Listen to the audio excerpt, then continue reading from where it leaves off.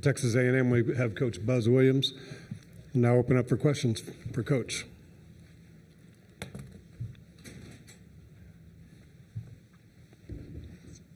Yeah, Buzz, as you guys have had a few days now to look at Yale, what just really stands out, especially the way they shoot and the way they rebound particularly? Yeah, I think they're good at a lot of things.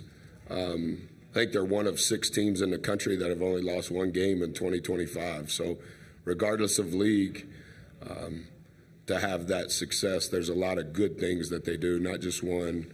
They are really good on the glass on both ends of the floor. I think they're 22nd in the country in defensive rebounding. Very physical. Their defensive style of play creates opportunities for them to rebound at a very high rate. Offensively, I think that their plan is fairly succinct. Number 2 is 3-time Defensive Player of the Year. He was the MVP of the Ivy League. Is a power 4 guard. Plays with a high motor. 42 is the point guard when 2 doesn't have it. Both of those guys, 2 and 42, play with a really high usage rate. 42 scores differently, obviously, than 2. And then 4 is as good a shot maker as there is in the country. As you know, their team is top 10 in the country in 3-point field goal percentage, not because they shoot a lot of them, but they make a very high percentage. And not exclusively is it because of 4, but a big part of it is because of 4. And I think their team is a little different when 10 is on the floor versus when number 8 is on the floor. I think 14 provides a unique ability that the other guys don't. Really like the composition of their team, and I've enjoyed watching them and studying them. You're on. Go ahead. Coach, obviously, you're big into being in sync with your team and how they feel and just all that stuff. Have you seen a change? Obviously, there's some seniors and some guys playing for the first time. Has there been an intensity change or maybe a difference, maybe a flip switch with these guys since you got here? Well, I think that everybody's probably in a little different boat. We have a couple of guys, this is their first time playing in the tournament. A couple of guys, this is their second back-to-back time. But we have a large percentage that have done it 3 times in a row. And so I think everybody processes that opportunity a little differently. I think when you've never done it, there's a high level of excitement, of gratefulness. When you've done it 2 times in a row, there's a little bit of, I've done this before, I want to do it a little better. But I think your 3rd time in a row, that doesn't happen very often in someone's career. You process that at an even different level of maturity. And so I think our entire organization understands the opportunity in front of us and how important it is. While being grateful, they also have a high level of understanding of what's at stake. Right here. You had mentioned your Colorado ties when we talked to you on Sunday, and I wanted to dig a little deeper into that. You know, thinking back to your time up the road in Fort Collins, how did those years impact you as a coach in your career? You know, what you learned, and you know how that maybe helped get you your first job at A&M. Yeah, I could probably talk too long about it, so I'll try to be succinct. It was 18 days before I got married. My 2 oldest children were born in Fort Collins. I was working for Coach Lair. That's a big reason why Coach and I have been connected for the last 25 years at every spot that we've been at, regardless of who has been in what chair. It was the first school I'd ever been employed at that didn't have a hyphen or didn't have a direction in the name of the school. It was the first time I had been to the NCAA tournament as a coach, as a Division I coach in 2003 when we won the Mountain West. So I remember all of it very distinctly. This is the first time that I've been back in Colorado since 2004 when I was hired as an assistant. So I remember all of it.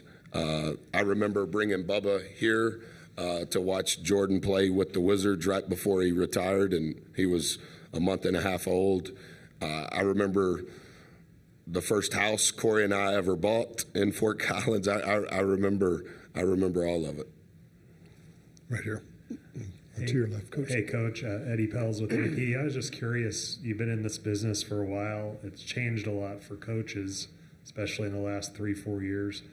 Do you still like your job as much as you did 15 years ago? Yeah, I have a completely different job. And I think every coach would say that. I've tried to stay out of the nuances of the things that I can't control.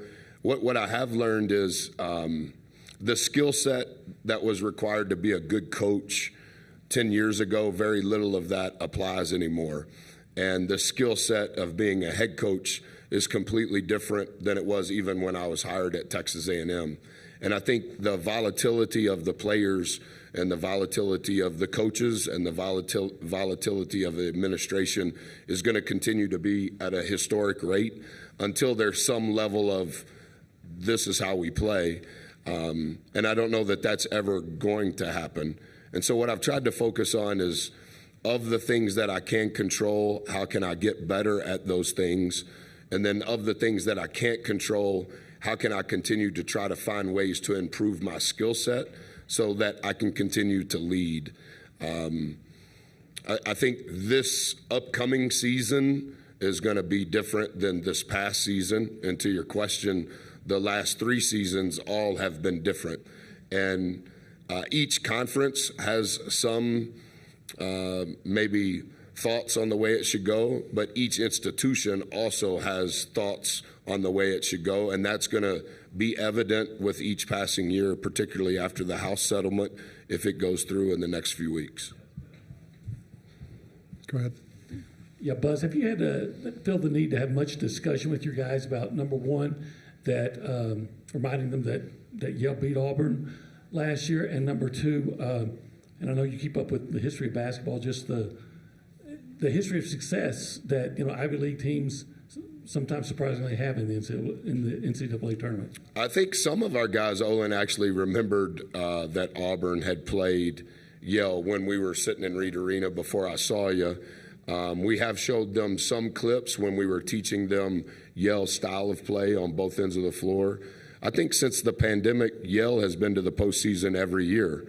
This is their second year of going to the NCAA tournament. The year before, I think they played in the NIT against Vanderbilt, and the year before that, they were in the NCAA tournament. Relative to the history of the Ivy League, we probably haven't addressed that. Specific to Yale, their personnel, that still applies. I know 42 that played for them last year now plays for Michigan. Their style of play is still very similar. Their roles have changed. Their style of play is similar.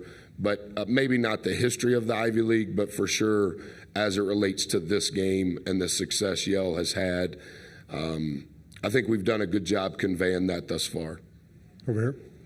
Yeah, Coach, Chris Thomas in Denver Gazette. I read a story where you name your inbounds passes after the nicknames of your children. Maybe you could fill me in on that. Yes, sir. We used to do that. All of our specials were named after my children. There's still some residue of that, not quite that extreme as it once was. Some of that was just a lot of our offensive plays are more football calls in regards to the cadence and how we do it. And then anytime the official touched the ball, that was something different. And it started as my children's names, and then it just kind of kept expanding. And then when it was on the sides, it became family names of people associated with our program. And then it got a little out of hand when it was who our barber was and things of that nature. So I've kind of let it go a little bit this year, but there's still residue of it. Over here, to your right, Coach. Coach Mike Kelly with AP. You guys don't have a rotational player that's taller than 6'9" yet. You lead the nation in offensive rebounding and top 5, top 6 in overall rebounding. What is the secret to your guys' success in that department? I think Gochi's probably an inch taller than 6'9", but I receive what you're saying. We led the nation in offensive rebounding last year. We did it again this year. What I would say without arrogance is during our time since the pandemic, we have realized that that was a way for us to create a niche at Texas A&M relative to our roster and our style of play to create a competitive margin. Last year, we shot more balls than any team in Division I over the last 7 years. A lot of that is because we don't make shots. A lot of that is because we rebound the shots that we miss. We've created a category from a rebounding standpoint that's just as significant as offense and defense. This year, as of today, our defense is ranked 7th in the country. We do a lot of good things, in my opinion, in a unique way when the ball is on the ground. But the reason that we have progressed from an overall defensive standpoint is we have taken what we have learned, the language, how we grade it, the metrics, how we practice it. We've taken it to the defensive rebounding side of things in how we scout an opponent and how we teach defensive rebounding, how we've given language to it. Our defensive numbers have improved, not because we've really done anything different prior to when the shot is attempted. Our defensive rebounding has improved on what we're doing once the shot has occurred. And that's what's, we've been top 10 in the country in defense for the last 60 or 70 days. And a lot of it is a byproduct of our defensive rebounding. And that literally, it just came from what we have learned from an offensive rebounding standpoint. It started very organically in how we went about it. And most people say, and I never object because I don't want to give all of our secrets because we're not smarter than anybody, but they just play really hard. And so when people say that, I just say, yes, sir, that's right. But there is a lot of specificity, however you say that word, a lot of specifics to what we do on the rise of the shot. Everybody in our organization knows what to do. And I think the other thing that's helped us from a defensive standpoint is the pressure we put on the rim from an offensive rebounding standpoint has allowed us to give up less points in transition than we ever have in the last 6 years. So all of that has correlated. And because we've had a lot of returning players, all of the language and how we grade it, we grade all 5 players on every single shot on offense and defense, specific to offensive rebounding and defensive rebounding. And it's helped both offense and defense because of that. Buzz, Eric Prisbell, Hoops HQ. Just following up on that big picture question about the coaching profession, when you look at the state of the game right now, the House case, the transfer portal, revolving door, potential employment, all of the issues we know about, is college basketball in a healthy spot right now? I don't know, Eric. I've tried to stay out of all of that discussion throughout the year just because I don't think that there's necessarily a right answer. I would say at some point it probably will have to be streamlined in some sort of way. I don't know exactly who's going to do that, or is it going to be Doolittle? Is it going to be this new enforcement staff that's potentially on its way after the House settlement? How are they going to process all of that? Is there going to be any enforcement? Are the leagues going to stay the same? Is the college football playoff going to change? How is that going to impact the NCAA tournament? Where does the NCAA fit in relative to all of this? I don't think that I know for sure. I'm not a part of any of those meetings. I'm not sure that the leaders know. I think they're still trying to process what is right and what is going to work. I think the look-ins that the House settlement is going to have, it's just going to continue to morph and it's going to continue to change. And similar to his question, I think initially, Eric, we didn't participate in men's basketball at Texas A&M. We didn't participate in NIL when it began. That was the year we played in the NIT championship, and I never said that. And so all of the quotes and all of the opinions that were shielded towards us, I never stood up and said, hey, guys, our kids are on full scholarship. I never said that to our local media. I never said it nationally.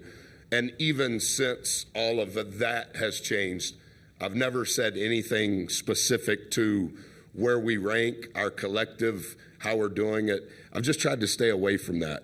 What I've tried to do is public or private, a situation or people. I've tried to always tell the truth and do what I believed was right relative to that situation and those people. And I think the exposure that now has come with all of this, in the chair that we sit in, I don't know that having emotional diatribes solves anything, but I do think the accountability to the families on your staff, to the families of the young men on your team, I still think that that matters. Or it does to me, whether I'm employed or unemployed. I want to know in my heart, not because I'm a good person, I want to know in my heart, I did at that moment in time with the information that I had, regardless of the opinion of others, I did what I believed was right as if it was my children. And I think that's why we've had such a low transfer rate relative to, I know what all of our numbers are. I'm very aware of all of our numbers, but I never say them. But where is it going to be 2 years? Where is it going to be 5 years? Are the brands going to take over? Are the leagues going to go away? Are the leagues going to continue to change? I don't think anybody knows that because nobody knows what the end point is. Last question. Tyler Shaw with KBTX. Yale's got a best defender in the Ivy League that they feel confident can guard anyone one-on-one. How much does it help this year that, if they focus on taking weight out, that you guys are constructed in a way where different guys have been able to step up at different times? Yeah, I think that we have had a lot of reps of the best perimeter defender guarding 4. And 4 has seen every sort of ball screen coverage possible and every sort of how are we going to guard 4 on the weak side possible. And I think that we've shot more shots at the rim than we have in previous years. Some of that is personnel based, and some of that is to your question. I think that's also why 4 has shot less balls than he has since he was a freshman. Our roster has changed. How we're trying to distribute offense has changed. We've tried to hold on to offensive rebounding as a big bucket for us. We've tried to hold on to we want to get fouled and make more than the opponent attempts. We've tried to hold on to some of those things, but it's morphed into other things. Part of it is the ability that 4 has to win a game by himself, but part of that is our returning players and also our newcomers. Okay, thank you very much, Coach. Thank you.